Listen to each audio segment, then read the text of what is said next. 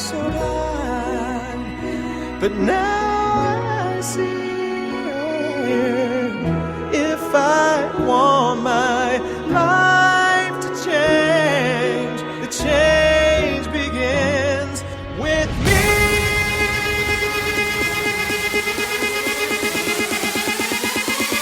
I can see the eyes I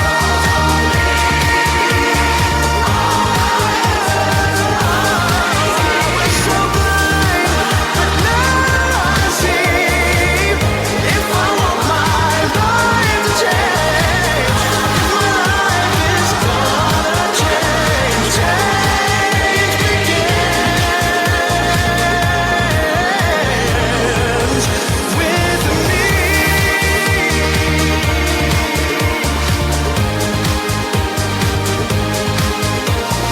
Change begins with me. Welcome to the Randy Report, and that was my guest tonight, Matt Zarley, two-time, not one but two-time OutMusic Award winner, and actually he won one of those awards for Single of the Year. The song was named Change Begins With Me. That was the Seventh Heaven Acceleration Mix, and he also won for Album of the Year for the album of the same name, Change Begins With Me. Welcome to the show, Matt Zarley. How are you doing? Thank you, Randy. I'm doing great. How are you? Good. I love the song. Oh, I'm a huge fan, so I love the song. thank you. It's fun. I love it. Two OutMusic Awards, two, not one but two. Two. Yeah. Two. It was interesting that night. I was nominated for I think four or five. I think it was four, and I hadn't won any. And then I was coming towards the end of the whole evening. I was like, oh, I guess I'm not going to win anything. And then those were the last two awards of the evening. I was like, oh, I guess I am. So And this is the first time you were ever nominated for OutMusic Awards, and four nominations, and you won the two big ones. yeah, it was wild. It was I don't even think they were even really aware of me. Now they are, and it was awesome. And yeah, it was exciting. It was just a really nice sort of validation from your peers for a couple years of work on that project. And it came at a time really when it was sort of winding down. The whole campaign was winding down, and it was sort of like a nice little icing on the cake for the end of the project. So it was sweet. That was a remix of the original song, because the original song is actually a really fantastic ballad, and that has a remix there at the end. You didn't set out to be a dance artist. You've had hits on the Billboard charts as a dance artist, Right. but you didn't really set out to do that. But this became like part of just your whole career as a singer and songwriter, doing remixes to complement being a pop singer. Yeah, I mean, there's a couple different reasons why I kind of went down that road, as well as number one, you get more bang for your buck out of a song. Uh-huh. You can get more exposure if you have good remixes and you're fortunate enough to get DJs to play them. You could open up a whole new market for yourself as an artist that people would never know of you before that. And the other reason is, I started out, I was a dancer. That's how I started in the business. I was from a very early age. I was like 12 years old, I think, when I started taking class. And I got into the business. I got my first big show, big break as a dancer. And it seemed only sort of fitting that I at least explore that avenue a little bit. So Right. Dance wasn't really any kind of an alien thing to you in any way. no, not at all. And also being an out artist as well, that's such a huge part of my market, and I have to be honest about that. So if I wasn't going to be at all involved in that arena, it would be cutting myself short unnecessarily. So, like I said, I never did set out to be just the dance artist, because I think a lot of dance artists too get a bad rap for not being like legit, or they're not, Right. for whatever reason that is. But it was more of like, let's take these pop songs and remix them, which basically all the artists do anyway. So it's more expensive, unfortunately. That's the only thing as an indie artist. It's not cute, but Right.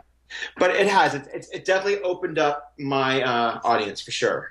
And you've been exploring remixes with your music from the beginning of your recording career, right? Like your first album was Debut, correct? Right.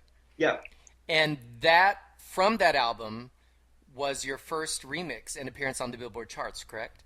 That's right. Yeah. Look at you. Ta-da! Yeah, I do a little research here. Yeah. Yeah, that was my first time.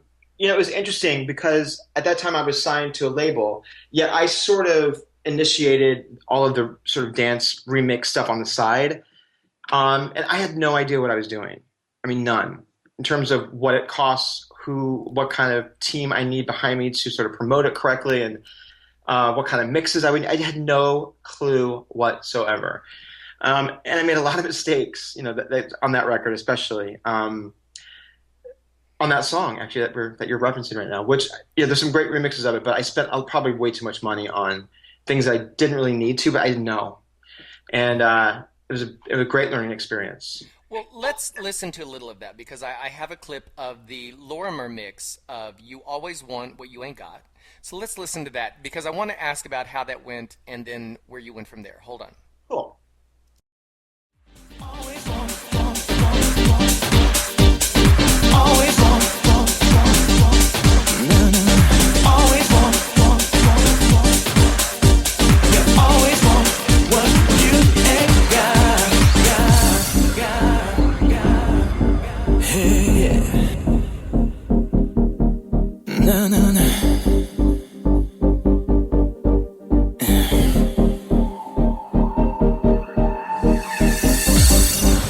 I've been watching you, and I like what I see. I've been watching you, looking right back at me. Yeah. But when I make my move, you're always a move away. Never giving a chance for me to say. You always want what you ain't got, and what I got just ain't enough. Well, maybe what they say is true, 'cause what I ain't got is what I want, and what I want is you.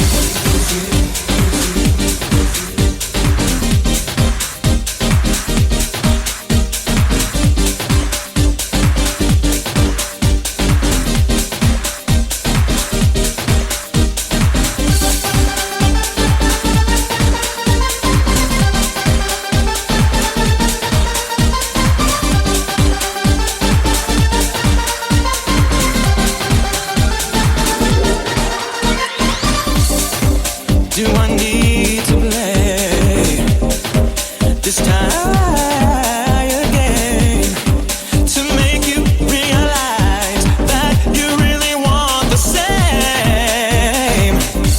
But when I make my move, you're always a move away. Never giving a chance for me to say.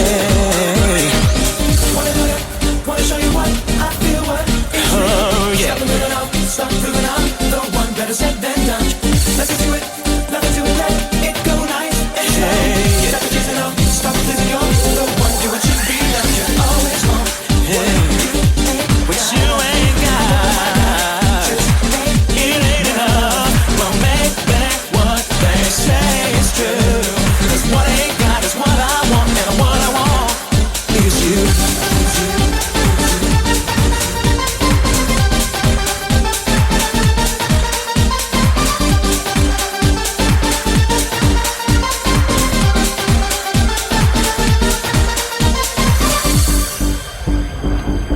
Oh yeah, all I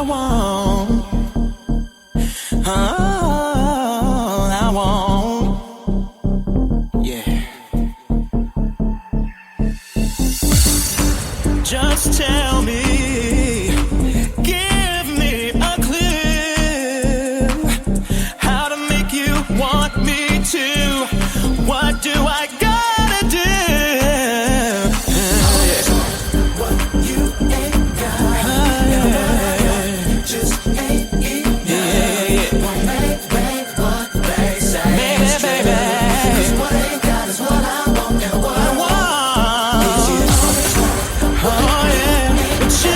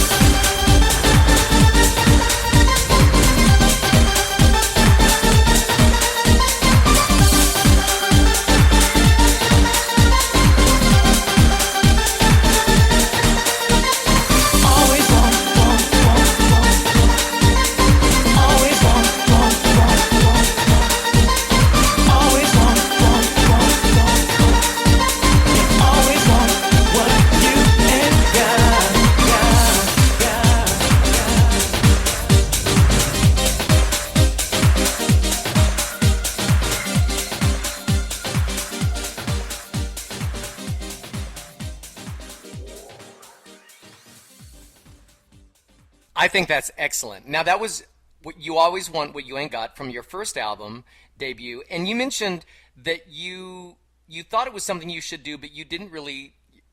Not to put it in a negative phrase, but you didn't really know what you're doing. You just jumped in with both feet. This is something you want to do. Yeah, I had no idea. None. I mean, I thought, you just take your little CD in or whatever to the DJs in the club and just, hand it to them behind the booth and they'll play it. Right. That's kind of what I thought. Because this is really good, and That's it's good. so play it because it's really good. It's so much more involved than that. I mean, you have to hire promoters, and then if you're going to work at Billboard, those are separate promoters. And it got to be, as far as working a single at Billboard, it got to be very costly. And I think, I'm not really sure where it's at right now because I'm not working my current single there. It's just, it really required you to do several different versions of the song, different remixes, and it became really costly. And for me, it's like, I'm glad I did it. I got the experience, and I have, I have the credits that I have things that were on the chart, but it's a very costly sort of thing. And you can hire a promoter relatively inexpensively just to work the song and get it out to everybody. Mm-hmm. So, I opt for that sort of thing now. I mean, unless it's going to go to number one for me at this point, it doesn't really make sense. You know what I mean? Right. It's just not, yeah. And here's a question I'm curious because I always see different remixes, and I know it's great because part of doing different remixes has to do with because you work with a lot of high-end remixers out there, and we're going to get to some of the people that you've worked with, Wide Boys and Cahill and Moto Blanco. Is it important to work with different remixers because they have their own following and that helps get the song out there, or because you see a lot of artists record? Yeah. Or put out a lot of remixes of songs with different people. Why the variety? Some people might think, oh, you just pick the top person at the time or whoever's the hottest remixer. That's not quite the way to look at it, is it? I mean, I think there's different ways of looking at it. I mean, there is some value in that, obviously. I mean, if they're like the DJ or the mixing producer of the moment, they're going to maybe get your stuff a little bit more exposure than somebody who wasn't in the same position. But for me, it wasn't really so much about that, even though a lot of the people that I have worked with recently over the past, couple of years are definitely, I would definitely call them A-list for sure. But for me, it was, I don't want to call it a vanity project, but like Moto Blanco, I always wanted to work. It was like a dream to work with them. Yeah. And I've worked with them 3 times. And for me, it became, it's interesting because you get what you pay for, I guess. I don't know. I mean, it's not cheap, but they're worth every penny, in my opinion. Mm-hmm. But they're also, it depends too what your market is. And I have to be really honest about what my market is in terms of my music. I mean, I'm a pop artist. I'm not a dance artist. I'm not an EDM artist. I'm not, I'm not a deep house. I'm not a true dance artist. So, Right. so my music is melody and vocal driven. So, a lot of the DJs and remixers don't like to work with vocals, especially male vocals, which is very interesting, which I've learned. And the people that I have worked with are all pretty much, for the most part, pop sort of crossover remixers. I mean, they work with the big mainstream artists that are on the pop chart, and those are the people that really are probably going to service my music the best. Probably going to reach the audience that would listen to that know me. You know what I mean? I sort of had to learn my lesson in terms of what is going to be right also for my music and my voice. And, like perfect example is Moto Blanco. I mean, I have to say that they produce my vocal really well. I mean, obviously the vocals are already recorded, but when they do their production of, the song, it's a really, really, it's a really good marriage of the two, I think. Their sound with my sound really works well together, I think. And so I pay attention to that kind of stuff. Like if something's not going to service, my vocal or the song, then I probably wouldn't work with them. And there's some great, amazing remixers out there, but probably totally inappropriate for what I do. So, like Cahill, Moto Blanco, I mean, those people I really, they work with pop artists, so they're musicians on top of it. So that's another thing too. Is a lot of remixers aren't musicians; they're DJs, and they hire, engineers to come in and program tracks with them. So it's a different thing than being an actual musician and producer yourself. So the result that I get from a lot of people that I worked with, it's because they're musicians. and they can sit down and play the keyboard, and we can figure stuff out together, or I can send them something, they can take it and run with it. Well, speaking of a different result, we always think once we get to here or once we get to here, oh, it'll be made and everything and blah, blah, blah. With Debut and You Always Want What You Ain't Got, which came from that album, you had a record deal and you're set, right? Everything went great. Oh, yeah. Mm-hmm. It's great. And actually, I'm being a little facetious here, but because I know a bit of the history, and actually, the record deal didn't kind of play out the way you thought it would, and it would. I don't really know if it was a lack of communication, but you actually stepped away from the music business for a while and didn't sing for a few years because like 3.5. You put out this great album. I'm guessing the label didn't deliver, or they didn't really know what to do with it. Probably yes and yes. Okay.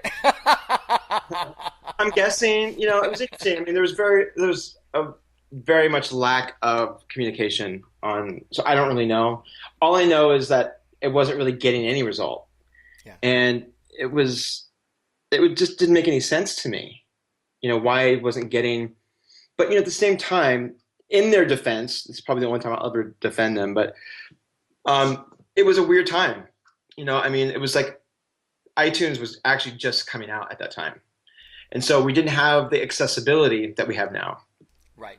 And so the music industry as a whole was sort of collapsing on itself because it was just everything was changing and they didn't really know how to react. And not to say that that's why my album didn't do better, but I'm sure that was a contributing factor in the performance of it ultimately, because it came at a really terrible time. I mean, it just did.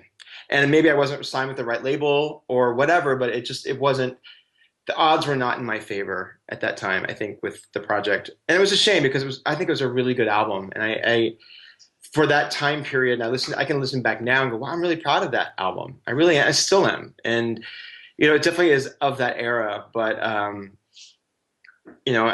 I learned a lot of lessons. I learned a lot of lessons, and I did step away from the business for over 3 years. I didn't write or sing at all.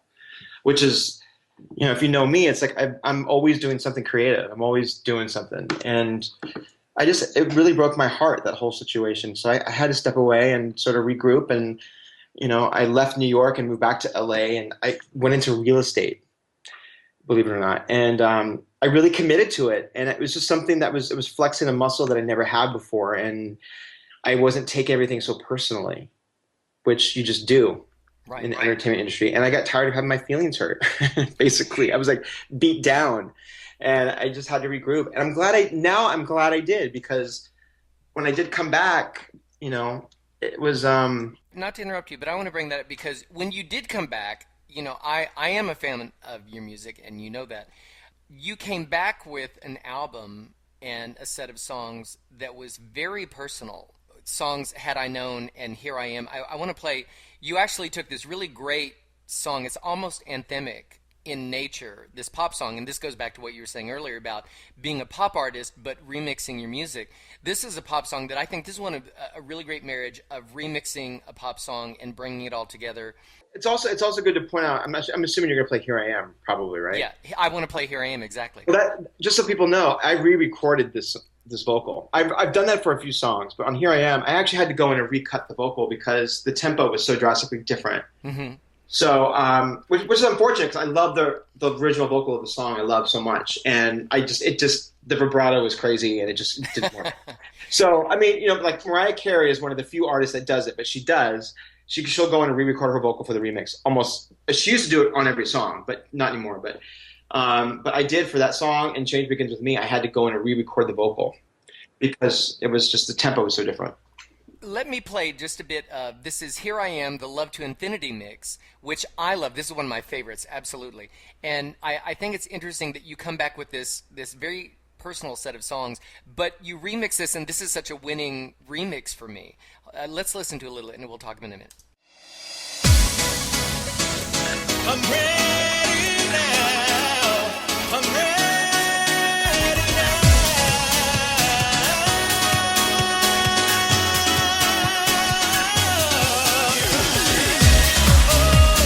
Here I am.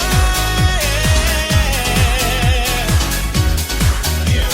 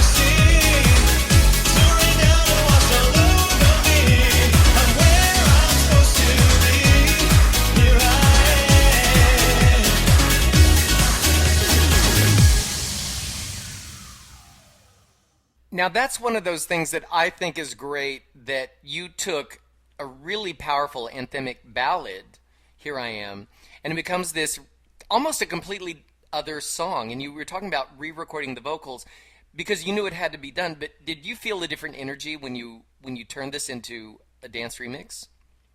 I did. I mean, I have to admit, at the time when I did do that version, I still didn't know that much about dance music and how it all works. And I think, like, I have not listened to that version in years. I'm not gonna lie. And I'm listening back, going, "Oof!" Like I would have, if I were to do it now, it would be different. So it's hard for me to sort of listen to that, but not take anything away from the remix or anything. But I was still pretty inexperienced in that arena. But yeah, I did feel a different energy for sure. It becomes a completely different song almost It was almost with that. 30 beats per minute faster, so it Wow. was a Wow. lot faster. So you have to sort of, just as a singer, technically, you have to think of where do I breathe and all this sort of thing. And it was funny because I remember having to sing that song. I'd sung the remix a couple times, I don't know, certain events, whatever, and then I had to sing the original version. It was so much easier to sing. 'Cause Really? I had all this space to breathe, and I didn't have any Ah. space in the remix. So yeah, I mean, it's funny because I would do that remix differently now. I would do that version differently. Well, I do want to touch on the fact that I remember when the song came out that in interviews you talked about the fact that that song, it was the title track of the album, and you talked about the fact that it was very much almost a personal anthem for you because having stepped away from the music industry, you wanted to come back and just say, I'm not going to pretend anything. This is who I am. This is what I do. Take it or leave it. I'm really just about being the artist at this Yeah, point. I mean, I've always, I've been, like I said, I've been doing this my whole life pretty much. But I've always had this little sort of voice in my head, constantly critiquing myself, always worried about what people thought, and always worrying that everyone loved me and loved my music or whatever. There's always a constant sort of undercurrent of that happening in my head. I mean, that's enough to drive anyone crazy anyway. But I think a lot of artists do. I think a lot of people that are creative have that sort of inner voice going on because you want people to like what you're doing. Approval. Yeah, Yeah. validate me. But it got to a point where when I left and wasn't doing it, and I had this moment. I was doing this performance. And I hadn't been on a stage in like 3 years, and I got off stage and I just cried. It was like so. It sounds so dramatic and cheesy, but it was a turning point for me in my life, and like it all became really clear at that moment that like there's no reason why I couldn't do more than one thing. I didn't have to define myself by one thing, and it doesn't matter what anybody thinks because all art is subjective, and you're not going to be liked by everyone. Not everyone loves George Clooney, or you know. Other people think he's like the best thing ever. So it's like anybody who's an artist and does any sort of creative endeavor, not everyone's going to get it. Not everyone's going to connect to it. And it just, you have to stay true to what you do and make it as authentic as you can. Because I mean, once you do that, then that's when people really relate to it. That's what I have found. And that's been sort of my mission since I've come back into the music fray, is just stay true to what feels right for me. I mean, because it may not be right for my best friend, or it may not be right for someone who's listening to it, but it feels right for me. And when I sort of take that sort of approach, it tends to reach a lot more people. From there, you actually, I think for the first time, you actually recorded a cover of a song. Yeah, I did two sort of back to back, I think. Two back to back. You did While You See a Chance, which is an amazing, amazing song, and you made it a dance remix, and that which also featured this year's Tony Award winner for Best Actor of Broadway's Kinky Boots, Billy Porter. Yes. Hello. Yes. And I think that was also one of your first collaborations with Mark Picchiotti. That was the first one. It was. I mean, that particular song, that was one of my favorite songs as a kid. I just it would come on the radio. I loved that song. I don't know what it was, and it's the weirdest song in terms of, I never like really paid attention, nor did I didn't really know as a kid. But the structure of that song is so peculiar. It's so weird, and it's kind of hard to really do a dance mix faithful to the song completely, because it's just, there's like lots of 12-bar phrases, and it's just weird. There's no like chorus, verse, chorus, verse, It's chorus, not verse. traditional, but that, I mean, that era, like the late '70s, early '80s, that happened all the time. Like that happened. there's tons of that kind of stuff happening. But it's more like there's not four bars in the phrase. There could be like four, four, and then two all of a sudden. You're like, what? And then it's back and forth. You're like, what? And DJs go crazy with that for the most part. DJs want four beats Yeah. per, that's what they want. That's what they want.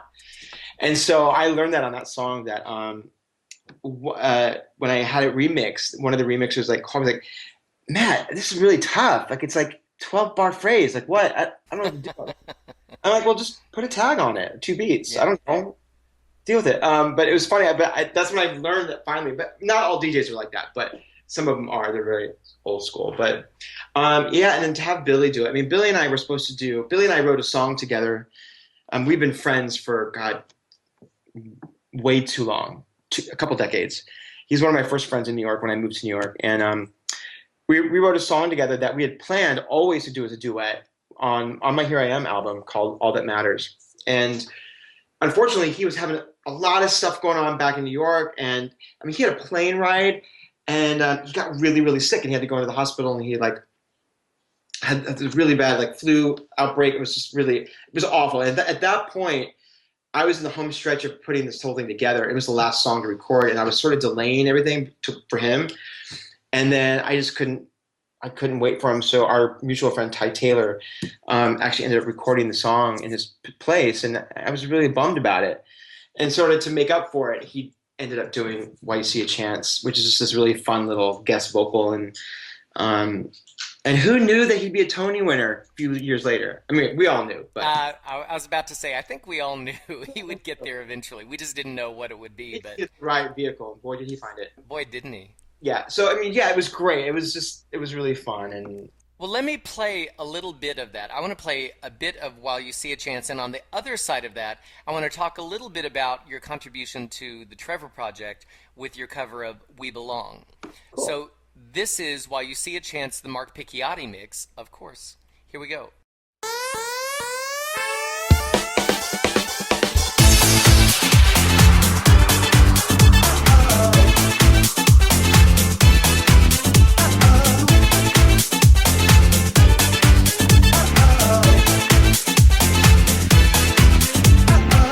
Stand up in a clear blue morning until you see what can be alone in a cold deep dawning. Are you still free? Can you be?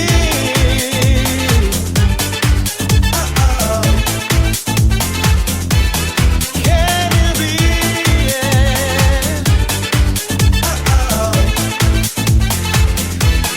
When some cold tomorrow finds you, when some sad old dream reminds you how the endless road unwinds you, while you see a chance, take it.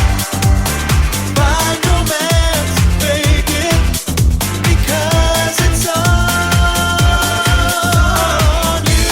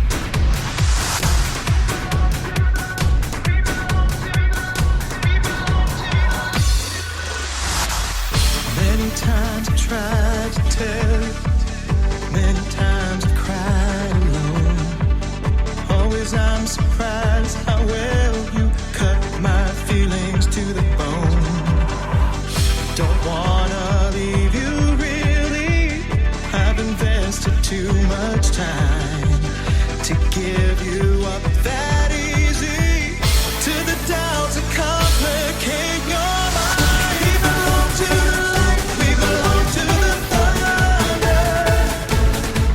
We belong to the sound of the words we were falling under. Whatever we deny or embrace, for worse or for better, we belong together.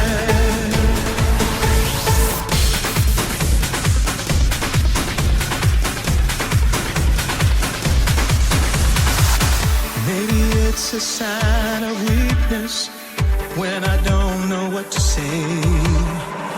Maybe I just wouldn't know what to do with my strength anyway. Have we become a habit? Do we distort the facts? Now there's no looking forward. Now there's no turning back when you say to the light, we belong to the thunder. We belong to the sound of the words we both falling under. Whatever we deny or embrace, for worse or for better, we belong together.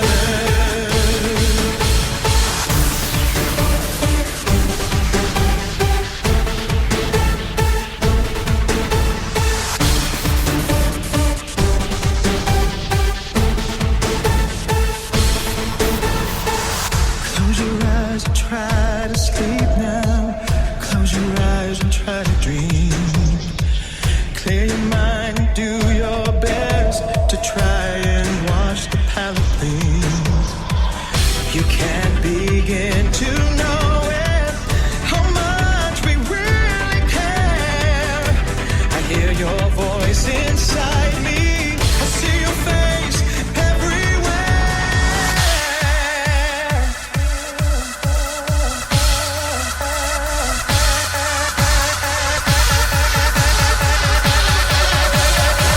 We belong to the light, we belong to the thunder. We belong to the sound of the words we both falling under. Whatever we deny or embrace, for worse or for better, we belong together. We belong to the light, we belong to the thunder. We belong to the sound of the words we both falling under. Whatever we deny or embrace, for worse or for better, we belong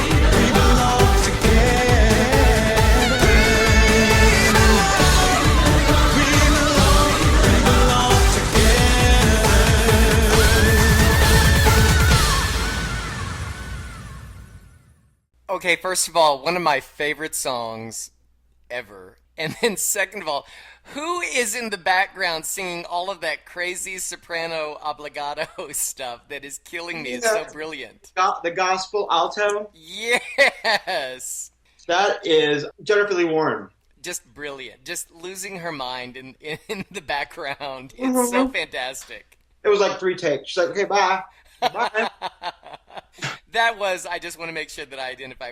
That was We Belong, the Bill Bennett, Pete Massetti mix of a song that you did actually as a remix. This is one of the few things you set out to do for the Trevor Project. That's right. You know, I've been involved with them for quite a while, probably for like the past 8 years. And my brother and my dad and I formed a foundation about 7 years ago. Sort of our mission statement is to sort of reach out to different organizations that each of us are sort of passionate about, and then come together for like another one, and that we can all sort of be involved together with. And the Trevor Project for me has just been so instrumental in this generation's, gay youth mostly, but just youth in general, and what they do and their outreach and their just their whole service is incredible, and I can't imagine if it wasn't available to younger people. I feel fortunate. I didn't have any of those issues as a kid. I didn't have any, home life, family issues where, I'm out on the street because of who I am.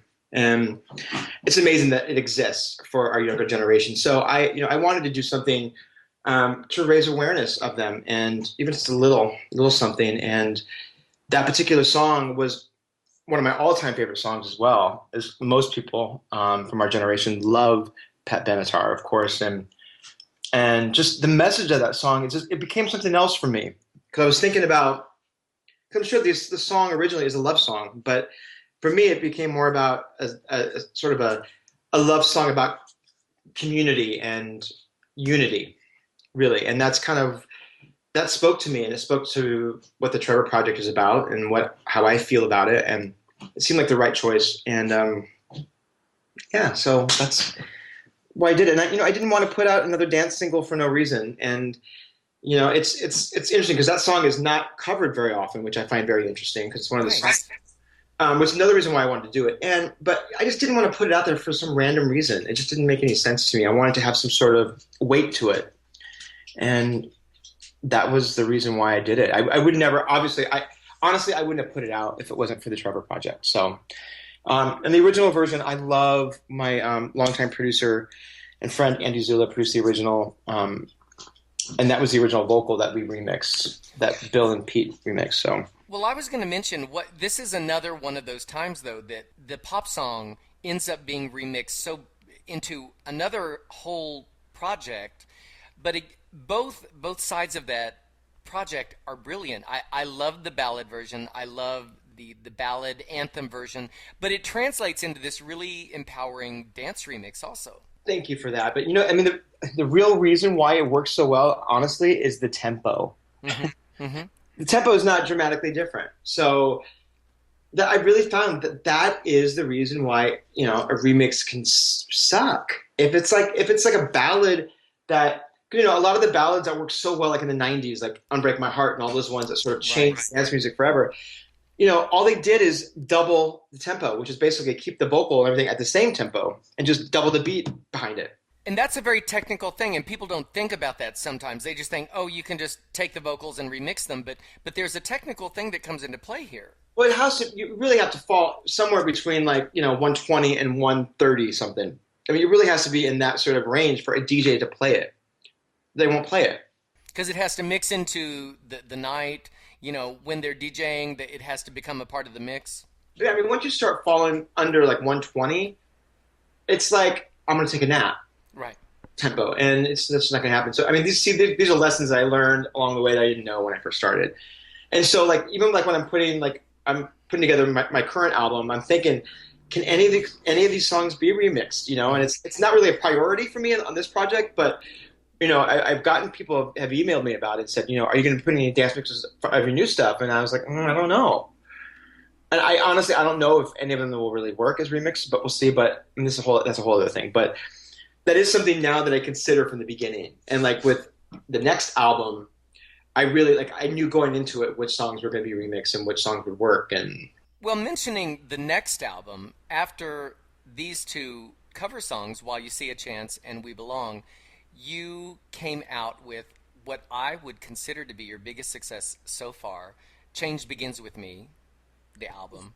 For sure, yeah. As we mentioned at the top of the show, these are your two OutMusic Award winners for Album of the Year, Song of the Year. Very positive messages.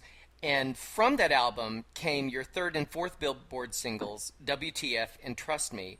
Those two songs, almost from the beginning, you get a sense that these were really made to be remixed. I mean, I know the original tracks and I know the remix tracks, which are terrific. And you have an amazing roster of major remixers on Change Begins With Me. For WTF, Trust Me, you have Wide Boys, Cahill. How do you get all of these amazing remixers to be a part of this project?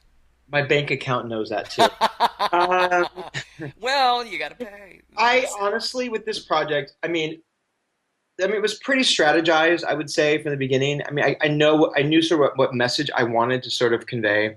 Although it was just going to be, it's not as there's not as much continuity in that project as there is in my new one that I'm working on now, obviously.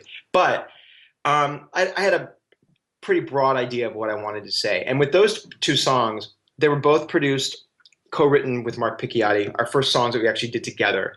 And he's a dance music producer and remixer and DJ, and that's what he focuses on primarily. I mean, he can do many things. He's a really talented man. But we knew. I mean, I knew going into it that those would be the two songs, and with him attached to it, that he knew what needed to be done. He just knew. He knows what's required. He's been in the business a long time, and so he knew what tempos are going to work, what kind of vibe, and so we approach it from the beginning with that sort of as our goal.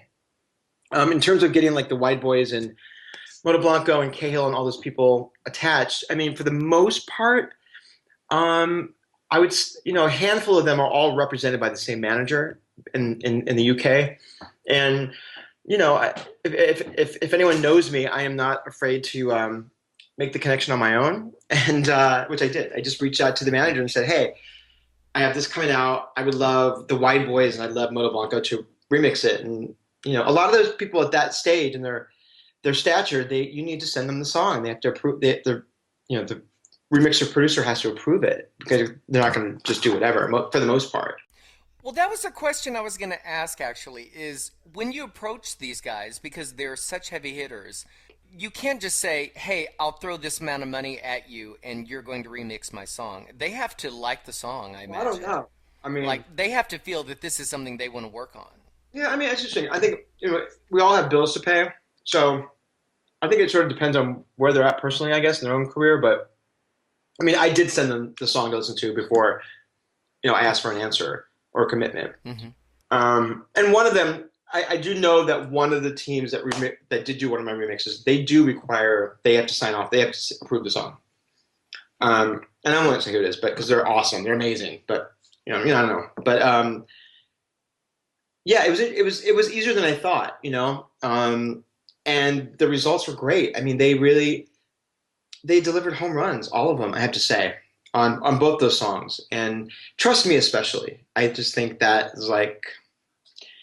That remix, those remixes are probably my favorite that I've done so far, and except for the current single, it's probably my favorite of all time. But yeah, I just was very, very pleased. It was not cheap, I'm not gonna lie, but I don't regret it.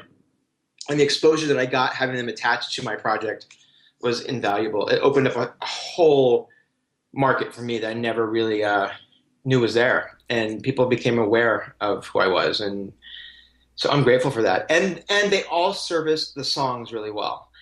So that's the other thing, which is great. So I sort of, everything was achieved that I wanted to with all of them. Well, one thing I want to mention, since you bring up the idea of doing new things with this, is with WTF and Trust Me specifically, you had very successful music videos. And it kind of broke new ground for you as a music video artist because there was a lot of humor involved and a lot of parody. You were very funny in these. You were making a comment about stuff. And I think that contributed a lot to why the music videos were so successful. That was the first time you'd really done that. Your music videos up until then had kind of been very straightforward, Had I Known. And I think that was a big part of showing a different side of you. And this goes back to your Broadway background, that you're an actor also. You showed a very funny side of yourself, Thank you for saying that. I appreciate it. But I mean, we have to be, I have to be honest. I mean, I got to get real. I mean, WTF is the silliest novelty song ever. It's like silly. It's stupid. Right. And that's the fun of it. That's what it was supposed to be, and I have a song that's not that different, that's sort of similar on my next album. Same sort of objective. It's like taking something harsh and finding the funny in it, because it's humor sometimes is a good way to sort of heal. Mm-hmm. And with that song, it was interesting because I was flying to Chicago to work with Mark really for the first time, and we were gonna work on Trust Me, and we had never really written together before. And I was on the plane, and I experienced this weird situation with this individual, and sort of had my heart broken. It was just at a time I was very sort of vulnerable at the time, and it was just really kind of, it hurt and it stung, and it was out of nowhere.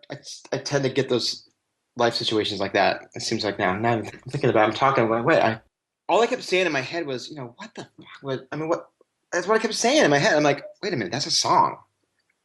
And I went on Google, and no one had done this. No major artist had released a song called WTF. I'm like, how did Katy Perry or Pink get by that? Like, I mean, Right. how did that not come out already?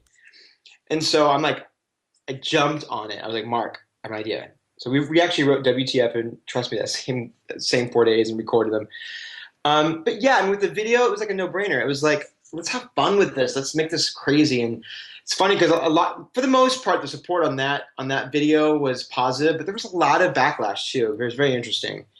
Some people took it for serious, and I was like, Seriously? yeah, and they accused me of like exploiting stereotypes, and like the older man gets the young boyfriend and blah blah blah. I'm like, that's the whole joke. I mean, it's like how we're obsessed with appearance, and we're obsessed with pretty, and like a lot of times you get burned by pretty, and and you give of yourself, and you think everything's great. It's not exactly what you think it is. Well, I think it's funny that someone might take it seriously, and I saw some of that on the internet at the time. Although it was a big success for you, I know that some people took it a little seriously, and I remember thinking at the time myself, going, they're having a pillow fight in underwear. I mean, come on. He has bubble wrap. He has bubble wrap the boyfriend and ship him out the front door. I mean, I think we all understood that you yeah, were and being.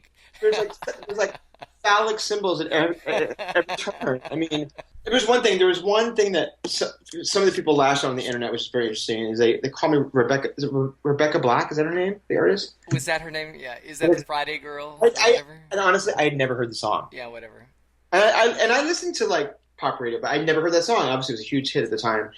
But they called me like the gay version of her, and because she's really, really auto-tuned. And I told Mark this. Mark's like, I use auto-tune hardly at all on you. It's only in places that's really obvious, and it's for effect. Right. Then you have like, Akon and all these other hip hop, R&B pop artists using it for the entire vocal. I thought it was so crazy. I was like, you kidding me? Like, it was interesting that I got like sort of criticized for that when it's like it's not even hardly used on it, because I can sing in tune. Of course. But it was just funny. It was just like it was at first it was sort of, it hurt because of the internet once again. Oh, it became a big thing on the internet. WTF was a big deal on the internet. First time that I've been like exposed to criticism that I could read. Yeah, Danger Will Robinson. Yeah, and it's hard. It's hard to see that. I mean, now I know better. I don't look at stuff, I mean, fortunately with Trust Me, I kind of made up for it. And Trust Me is just one of those, it's a special little moment. Right. And from beginning to end, that whole entire experience was magical. It sounds so corny, but it was. It was like everybody involved in that video shoot, from the director, the producer, to the stylist, to everybody. I mean, of course, I came up with the concept. I came up with all the details. I'm a control freak, and I micromanage everything and everybody, and it's annoying. And that's what I love to do. And that's, to me, was what the payoff was, is that it worked so well in the end. It all became, and that's the one that people, I think, really took note. And that's kind of where I'm sort of turning my career into anyway, is things like that. And for that, it was interesting. That was really a rewarding, and it just was so pleasant and organized, and which it could be a disaster. Which, WTF wasn't a disaster by any means, but it wasn't as organized and like easygoing, and you think it would be, because it looked like it was like all fun probably in WTF, playing touch football and pillow fights in and the pool and Well, speaking of, I want to play some of that. This is the Wide Boys mix of WTF, and after that I want to play a little bit of the Cahill mix of Trust Me, and then we're going to talk a little bit about that. Okay. Warning, warning. This is a parental advisory. The following contains explicit What the fuck? content.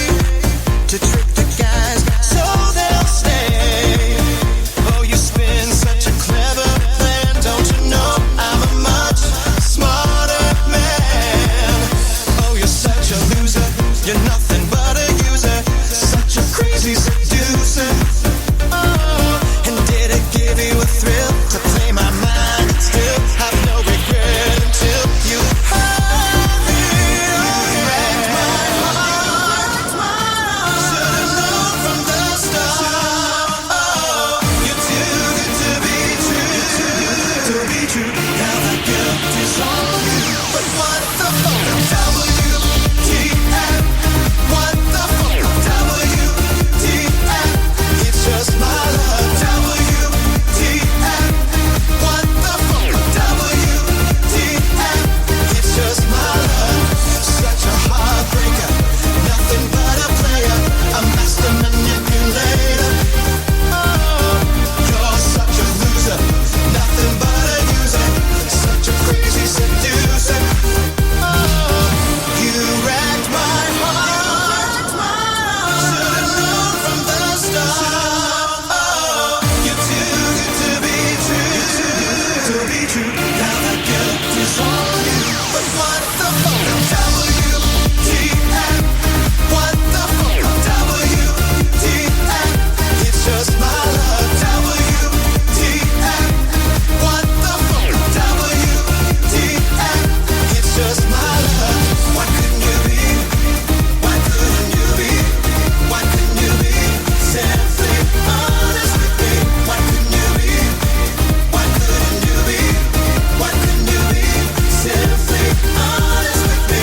Why couldn't you be? Why couldn't you be? Tell me why couldn't you be simply honest with me? Why couldn't you be? Why couldn't you be simply honest with me? Honest with me.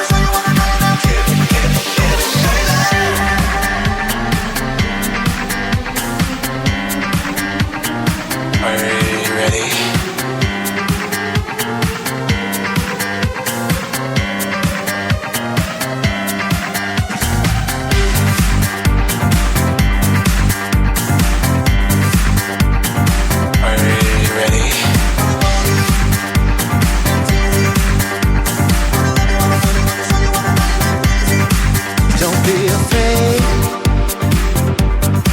I'm not gonna hurt you. I won't do a thing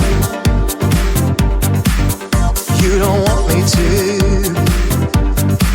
What can I do to make you see? It's not difficult, it's easy. Just tell me, oh, baby, tell me. Tell me, baby. How do you know you won't like something you haven't tried? Surrender yourself, let it be. Take a chance and trust me.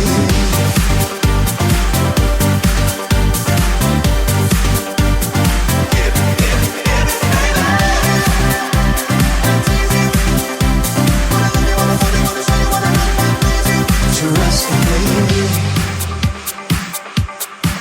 What do you want? Really need to know. Yeah, yeah. Should I stay? Or should I go? Just say the word, and I'm gonna be right there with all you need. If you let me, oh, baby, let me. Oh, yeah. How do you know you won't like something you haven't tried? Surrender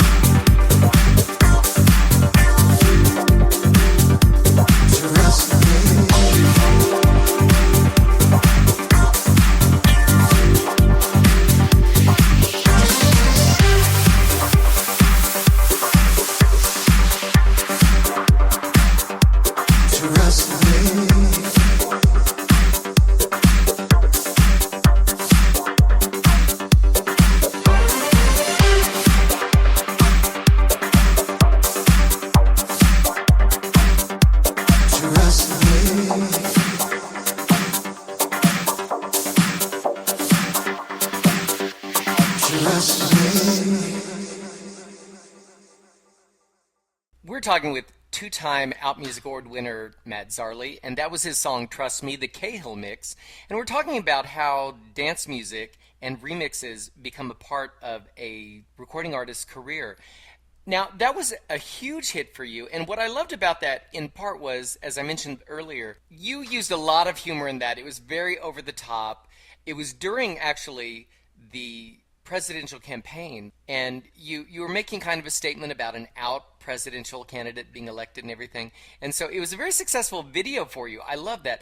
And back to back with WTF, I really enjoyed the fact that you brought a lot of humor to this. A lot of music artists really want to release these beautiful music videos, which you've done. You know, I think of Had I Known and a lot of your videos. But this, in the past recently, you've kind of had a broad sense of humor, not taking yourself too seriously, which I think is great for a recording artist personally. I think it's great that you don't seem to be, oh, I'm serious, I'm Celine Dion, this is all about the drama, this is all about the romance, this is all about the love. I love that you do that. Well, good. I mean, I look at artists like Katy Perry at Yes. Pink, who I think to me is like has mastered that. I mean, she's like, yeah, she has all the goods to back that up. She's not masking her shortcomings with humor. She's incredibly gifted musician and artist, and hysterical, and creates and has something to say. And I mean, really, when I was doing, especially when I first did WTF, which was sort of my first one like that. I mean, she's the artist who I thought of, definitely. I mean, because she's been doing that since the beginning.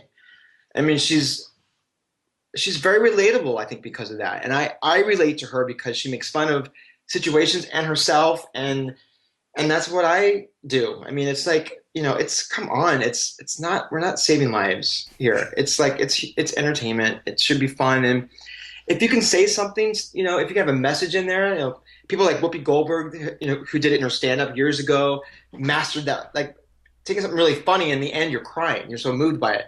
I mean, that to me is like an art in itself, and I would love to really learn how to do that. But it keeps it interesting and creative. And I mean, come on, it's like a woe is me video. Who cares? You know what I mean? It's like, God, it's like stupid.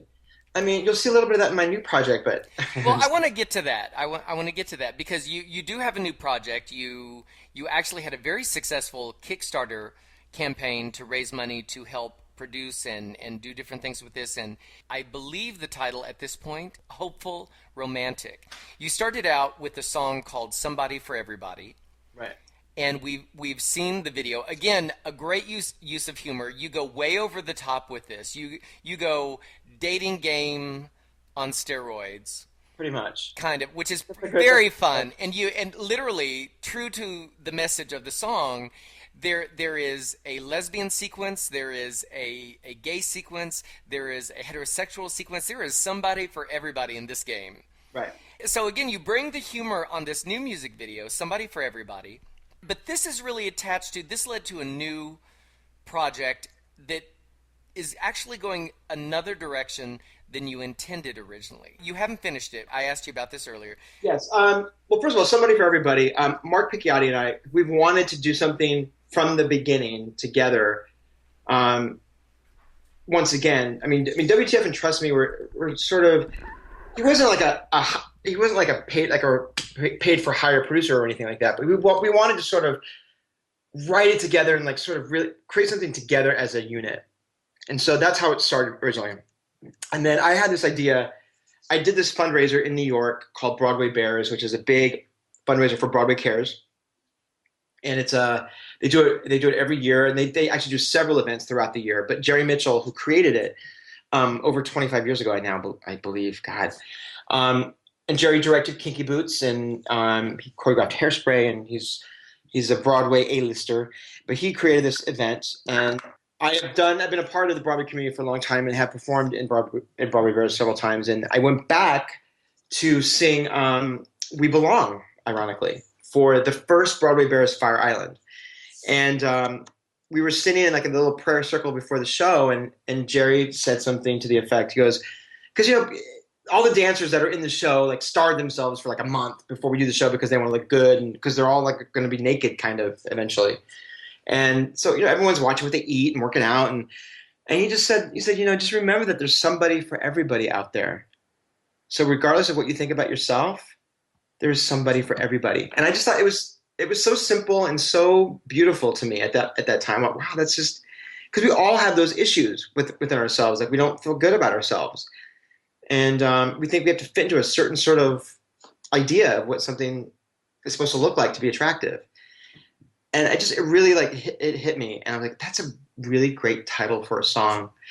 And I held on to it for 2 years. And then when Mark and I decided to work together, I said, I have this idea for the song. And I ran it by him. I was like, I love it. It's great. And with all of like the equality issues that are happening all around us, it kind of became sort of a no-brainer to do it. And obviously the equality issues hit me personally hard and probably a lot of your listeners hard. And I wanted to do something that felt universal. And that's the message of the song. It's not about being gay or straight. It's just about have faith that there is somebody out there for you, and there's going to be times when like you're up and everything's awesome. And there's things, when you have a horrible breakup and you're heartbroken and you're back down on the ground, you got to pick yourself up and just keep going. I mean, that's really what the song is about. It's not about any sort of gender or sexual identity. It's just that there is someone out there for all of us, and everybody should have somebody. Because I think that that's kind of what we all want out of life. And when I did the video, it was, let's be as inclusive as we can be and also have fun with it. And the dating game to me, it went through many different ideas. And, I thought of like doing like a spoof of The Bachelor, which I just can't stand. And I thought, no, the granddaddy of all of them is the dating game. Plus, it just offered so many visual ideas. Mm-hmm. I mean, that microphone in itself, the fact that I found that microphone to rent was like, I'm done. That's it. It just gave me an opportunity to really do something fun. And, it was, the whole thing was, it was a lot of work. That one song was a lot of work. I'm not gonna lie. And just the whole campaign, we did like a whole Instagram contest for all my, my supporters and fans or whatever submitted pictures that became the actual cover art for the single. And I wanted to include everybody. I want everyone to sort of feel part of the process of this and my new project. And, Mark and I both agreed from the beginning that Moto Blanco, they were the A-lister that needed to remix the song. Like they were the one. I mean, we both agree like that's their sound is what it's like completely. It's a no-brainer completely with them, with this song. And what they turned in, I mean, I will say is a home run. I mean, I have to say, and I don't say that a lot about my stuff, but it's not even about me. It's about their work, really. But this is one of my all-time favorite Moto Blanco mixes. The fact that it's one of my songs is like crazy.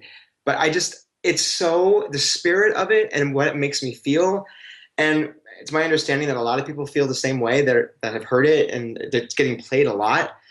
They just did a brilliant job. I mean, it really, it's like a new Moto Blanco, yet not. It's kind of like their sound, but new. And it's just, I don't know, it's so good to me. And it makes me so happy. And I'm just honored that it's my song. I'm just thrilled. So that was a major get.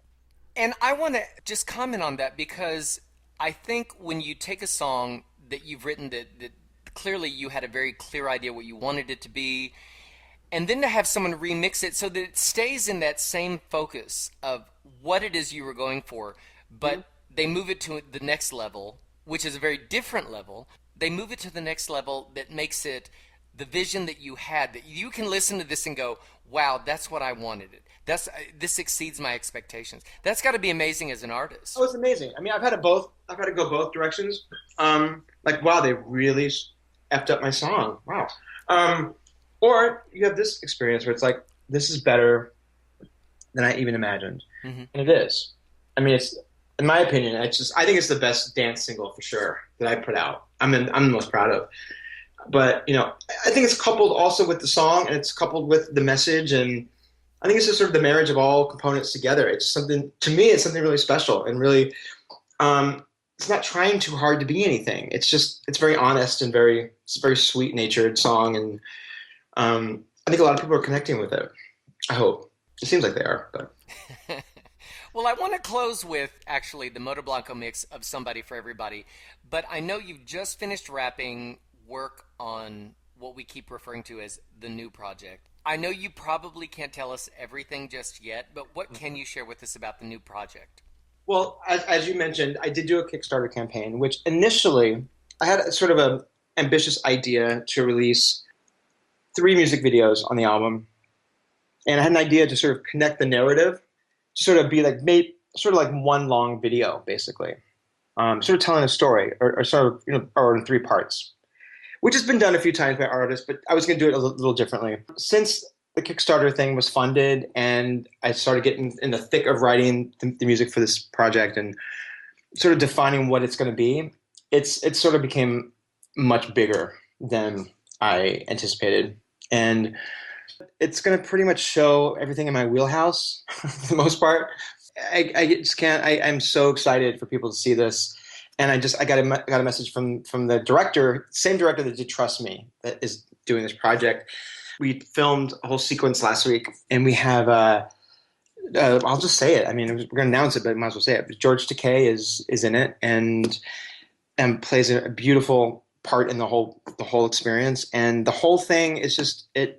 It was one of the greatest weeks of my life. It's all I can say.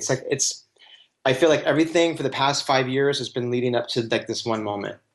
The videos I've done in the past few years has been leading up to this particular project because it's very ambitious for an indie artist to do and risky, I guess. But for me, it's like, and everyone involved that's been involved since the beginning, the director and who's sort of seen the whole thing sort of take shape, we're all collectively so proud of what it has become. And I think it's going to be kind of impressive, I think. I don't know, without giving too much away. It's not even, I don't want to sound arrogant because I don't mean that at all. I'm very proud of this. I'm proud of the music, and I'm proud of what the whole thing represents. I'm proud of what the message is. I'm proud of how it's presented. It's a totally new, original way to do something. That's what excites me the most, I think. And it's a very, very personal story. It comes from my life experience and my heart, and to see it all come to life and it all makes sense and it affects me to watch it. It's like, wow, this is like really happening. And I've never, like you're in the business, a lot of times you go to auditions and you just want a job, and to sort of create something from your heart and your mind and it comes to life is, to me, it is the greatest experience I can ever imagine. So yeah, without talking it up too much, I probably have a lot of disappointed people. No, No, I don't think so. I really don't. I'm looking forward to it. very proud. So I got it. I was starting to say before I interrupted myself. I got a message from the director, and I'm going to see the first cut of it on Monday. We wrapped not just a week ago, and he's already has the edit already for this project. Anyway, it's not just a music video; it's much more. That's all I'm going to say without going into details about it. But it's big, and that's all I'm going to say. It's going to be really special, and I'm excited for everyone to see it. Well, I want to play one last track, but I do want to say thank you so much for sharing, because I think when artists get into the recording industry, there's a lot that they can learn from other artists. And for you to share starting out with your first album, with debut, and thinking, wow, I did everything wrong, and then I learned from there, and then moving on to your next remixes, your next videos, to come down to winning 2 OutMusic Awards, and now you have this new project that you are teasing us with that is going to be completely different. I think it's great that you, as an artist, you keep growing and you keep changing, and it becomes a different thing every time. And so I think this should be very useful to other artists to go, oh, so I'm not the only person who doesn't know maybe what I'm doing, because you're making up the rules as you go sometimes. Absolutely. Are you kidding me? And for me, it's like I always joke about this, is I feel like all my creative process is sort of like those Russian dolls that you keep popping open. Yeah. There's like another idea underneath that, and you keep pulling that. Oh my God, there's that one. And that's pretty much how everything for me creatively is born. It's like it starts with one idea and it grows and grows and grows and grows. Trust me, it was that way. This project is the same way. It started out as one little thing, and by the end it's like this epic sort of vision. I think that's just artistry or creativity. I don't know. That to me, I get off on that. And it's not even about, making a lot of money, although I'd love to, I'm not gonna lie. It's about, having these visions and then bringing them to life and something that's fresh that no one's seen before. And having it be really relatable to everybody. I mean, that's where Somebody for Everybody comes to play, is that this entire project of Hopeful Romantic is about, there is somebody for everybody out there, regardless of your life experience or your background or your class or your race or your identification sexually. There's someone out there for all of us, and we all should have someone to love and be loved by. And that's the biggest message on this whole project. So I am going to play this last track, Somebody for Everybody, the Moto Blanco mix. And thank you so much for sharing all this, because I think this is going to be a huge help to other artists, just to know they're not alone and they're not crazy and all that. And congratulations on all the success, and I'm looking forward to Hopeful Romantic. thank you so much. I appreciate it. I'm looking forward to sharing it with everyone. So yay! Have a good summer, everybody. Have a good summer, everyone. We'll see you on the other side. Thanks, Randy.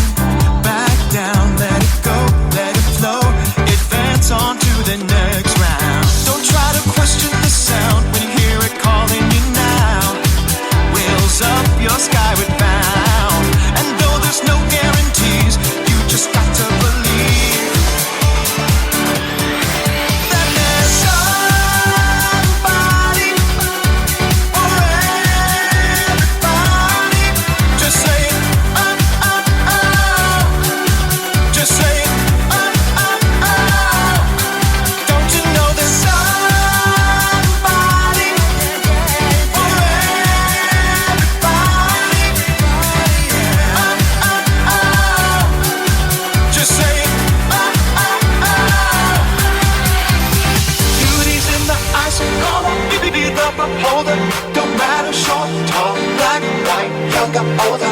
When it comes to love, everything's alright. When you see the glow of total light, you be you, I'll be me. There's somebody for everybody, everybody, everybody, everybody, everybody. Just say it.